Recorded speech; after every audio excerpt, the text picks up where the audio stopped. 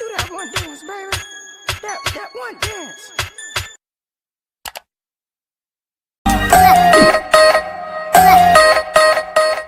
Assalamualaikum warahmatullahi wabarakatuh. Perkenalkan, nama saya Rifkoh Zahirani, NIM 20234015, Program Studi Perpustakaan dan Ilmu Informasi, Fakultas Bahasa dan Seni Universitas Negeri Padang.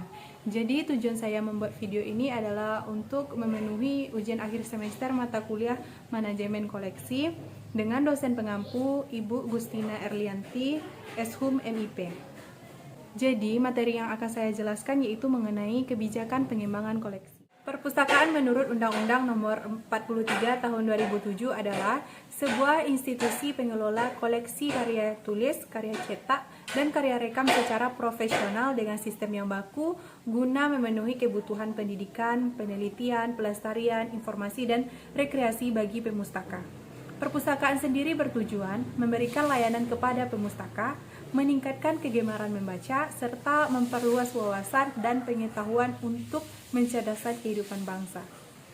Undang-Undang Nomor 43 Tahun 2007 mengatakan pengembangan koleksi merupakan kegiatan untuk menghasilkan bahan pustaka baru di perpustakaan berdasarkan hasil seleksi dan evaluasi bahan pustaka, kemudian menampung permintaan dari para peneliti untuk menunjang teori-teori yang diperlukan.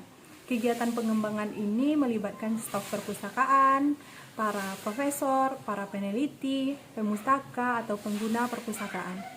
Staf perpustakaan sebagai pihak yang lebih aktif untuk membuat rancangan pengandaan yang tepat karena menghimpun hasil dari rancangan pengandaan yang dibuat atas permintaan pengguna perpustakaan serta koleksi paling banyak dibutuhkan dan masukan dari para peneliti sebagai pengguna perpustakaan pada umumnya.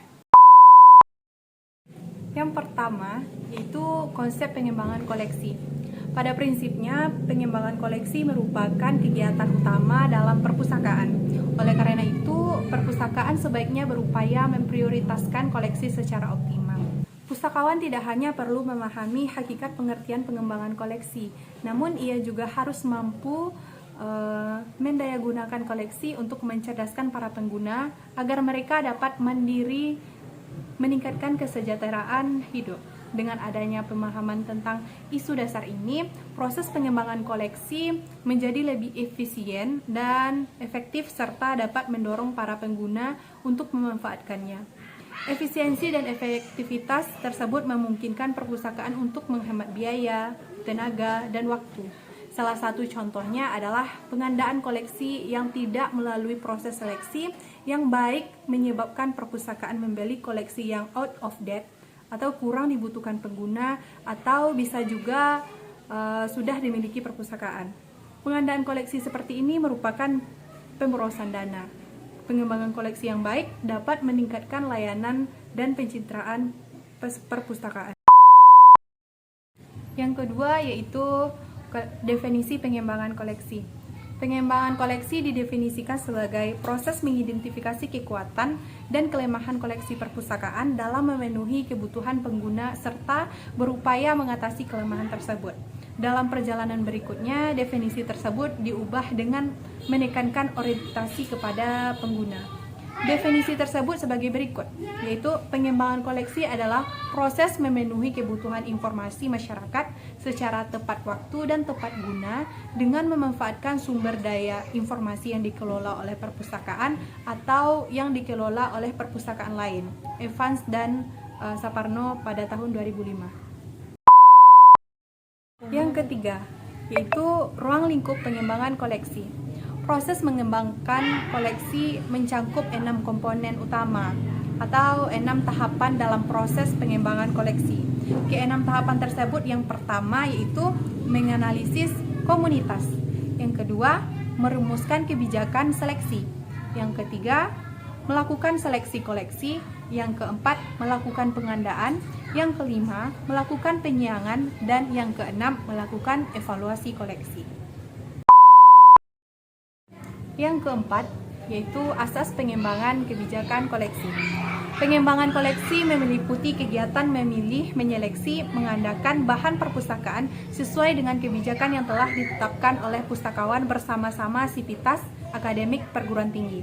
Menurut Yulia dan Sujana pada tahun 2010, kebijakan pengembangan koleksi didasari oleh beberapa asas. Yang pertama yaitu kerelevanan.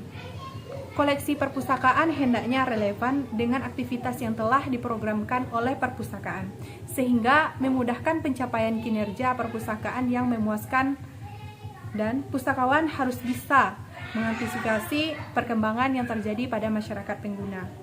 Yang kedua, yaitu berorientasi kepada kebutuhan pengguna. Pengembangan koleksi harus ditunjukkan kepada pemenuhan pengguna. Masing-masing jenis perpustakaan mempunyai pengguna yang berbeda. Tentu yang berbeda pula pola kebutuhan informasinya. Pustakawan harus membaca kebutuhan berbagai kelompok pengguna yang ada dalam populasi yang dilayani perpustakaan. Yang ketiga yaitu kelengkapan. Koleksi perpustakaan hendaknya lengkap dalam arti terkait dengan kebutuhan para pengguna utama perpustakaan, walaupun secara hakiki sudah diketahui bahwa tidak mungkin bagi sebuah perpustakaan dapat memenuhi semua kebutuhan penggunanya. Dan yang keempat yaitu kemutakhiran. Koleksi hendaknya mengikuti perkembangan ilmu pengetahuan dan teknologi mutakhir. Dengan demikian, perpustakaan harus mengadakan dan memperbarui bahan pustaka yang menjadi koleksi. Sejumlah dana rutin diperlukan oleh perpustakaan untuk membeli berbagai bahan pustaka yang sesuai dengan kebutuhan pengguna, yang jumlahnya tidak kecil mengingat semakin tingginya harga bahan pustaka yang beredar di pasaran. Dan yang terakhir yaitu kerjasama. Koleksi perpustakaan sebaiknya merupakan hasil kerjasama semua pihak yang berkepentingan dalam pengembangan koleksi, yaitu antara pustakawan, pembina perpustakaan, pimpinan badan induk, tokoh masyarakat, guru, dosen, peneliti, dan berbagai pihak lain yang tergantung dengan perpustakaan. Dengan kerjasama yang baik, diharapkan pengembangan koleksi dapat berdaya guna dan berhasil guna. Yang kelima, yaitu fungsi kebijakan pengembangan koleksi.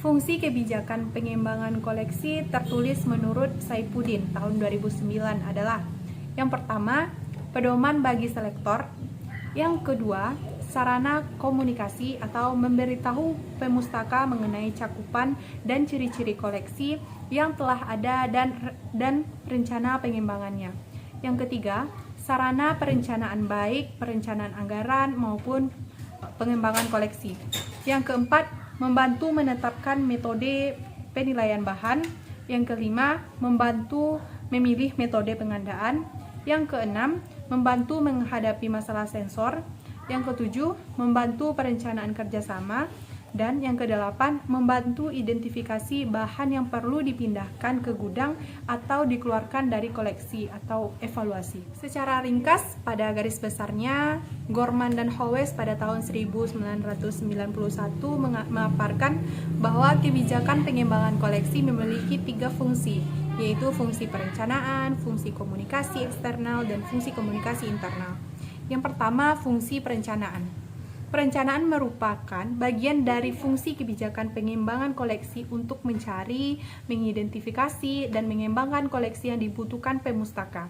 Melalui kebijakan pengembangan koleksi, perpustakaan mempunyai kepastian prioritas yang akan dilakukan untuk mengalokasikan dana dan kebutuhan seluruh masyarakat pemustaka. Yang kedua, yaitu fungsi komunikasi eksternal. Selain fungsi perencanaan, kebijakan pengembangan koleksi memiliki fungsi komunikasi. Kebijakan pengembangan koleksi menginformasikan kepada perpustakaan-perpustakaan lain jika mungkin koleksi yang akan dikembangkan. Yang ketiga yaitu fungsi komunikasi internal. Kebijakan pengembangan koleksi tidak hanya dapat mengkomunikasikan rencana pengembangan koleksinya kepada perpustakaan lain, tetapi juga kepada masyarakat di dalam institusi di mana perpustakaan itu berada. Yang keenam yaitu kegiatan kebijakan pengembangan koleksi. Yang pertama, kebijakan pengembangan koleksi. Kebijakan pengembangan koleksi untuk setiap jenis perpustakaan adalah sama, yaitu didasari pada asas yang pertama yaitu kerelevanan, yang kedua berorientasi kepada kebutuhan pengguna, yang ketiga kelengkapan, yang keempat kemutakhiran, dan yang kelima itu kerjasama. Yang kedua yaitu menentukan kewenangan, tugas, dan tanggung jawab semua unsur yang terlibat dalam pengembangan koleksi. Dalam hal ini perlu kejelasan siapa yang melakukan semua kegiatan ini. Setiap perpustakaan membentuk struktur organisasi yang paling sedikit terdiri dari yaitu yang pertama kepala, yang kedua bagian administrasi, yang ketiga bagian layanan teknis, yang keempat bagian layanan pengguna. Pemilihan bahan pustaka dilakukan oleh tim seleksi yang terdiri dari pustakawan, tenaga pengajar dan peneliti, mahasiswa, unit kerja lainnya apabila diperlukan. Untuk itu, di setiap perpustakaan perlu membentuk semacam komisi perpustakaan yang anggotanya dibentuk dari beberapa unsur yang terdiri dari yang pertama, pengelola perpustakaan, yang kedua, perwakilan dari lembaga induknya, yang ketiga, pengguna ataupun tokoh masyarakat. Yang ketiga, mengidentifikasi kebutuhan akan informasi dari pengguna. Hal ini dapat dilakukan dengan melakukan kajian pengguna baik secara informal maupun formal. Kajian informal bisa dilakukan dengan cara melakukan observasi terhadap pengguna yang datang. Informasi apa yang biasanya dicari.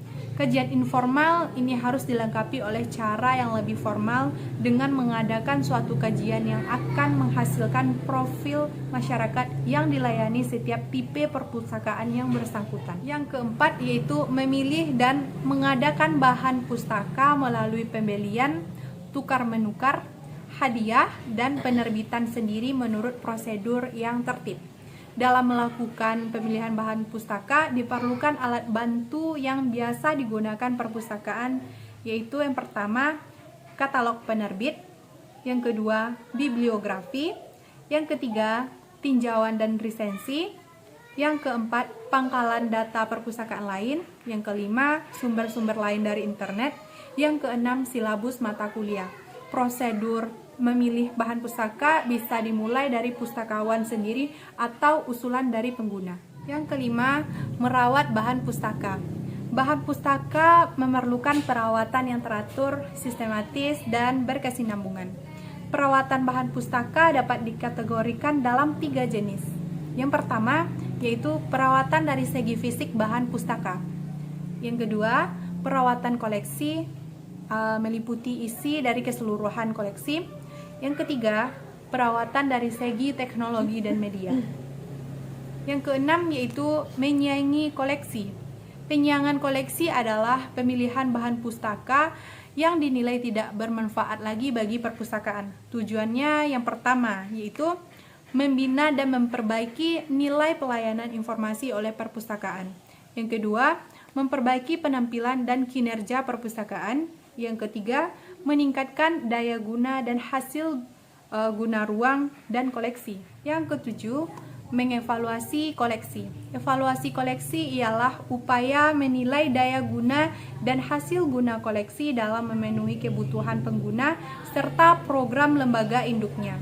Evaluasi koleksi harus selalu dilaksanakan dengan teratur supaya koleksi sesuai dengan perubahan dan perkembangan program perpustakaan dan lembaga induknya. Adapun tujuan evaluasi koleksi yang pertama yaitu mengetahui mutu, lingkup, dan kedalaman koleksi. Yang kedua, menyesuaikan koleksi dengan tujuan dan program perpustakaan serta lembaga induknya. Yang ketiga, mengikuti perubahan, perkembangan sosial budaya, ilmu dan teknologi. Yang keempat, meningkatkan nilai informasi. Yang kelima, mengetahui kekuatan dan kelemahan koleksi. Dan yang keenam yaitu menyesuaikan kebijakan penyiangan koleksi. Jadi kesimpulannya adalah pengembangan koleksi adalah proses mengidentifikasi kekuatan dan kelemahan koleksi perpustakaan dalam memenuhi kebutuhan pengguna serta berupaya mengatasi kelemahan tersebut. Dalam perjalanan berikutnya, definisi tersebut diubah dengan menekankan orientasi pada pengguna. Fungsi pengembangan koleksi adalah meningkatkan kuantitas koleksi perpustakaan agar koleksi berkembang serta seimbang dalam varian subjek, jenis, dan bentuk, serta formatnya dalam rangka mencakupi kebutuhan informasi bagi pemustaka, atau pemakainya, meningkatkan kualitas koleksi perpustakaan baik segi ketetapan subjek, pemakainya, menjamin agar koleksi perpustakaan senantiasa up to date sehingga tetap diminati pemustaka atau pemakainya. Perpustakaan berfungsi sebagai wahana pendidikan, penelitian, pelestarian, informasi, dan rekreasi untuk meningkatkan kecerdasan dan keberdayaan bangsa. Tujuan perpustakaan memberikan layanan kepada pemustaka, meningkatkan kegemaran membaca, serta memperluas wawasan dan pengetahuan untuk mencerdaskan kehidupan bangsa. Baiklah, hanya itu penjelasan materi dari saya mengenai kebijakan pengembangan koleksi. Apabila ada kesalahan, saya mohon maaf. Saya sudahi dengan wassalamualaikum warahmatullahi wabarakatuh.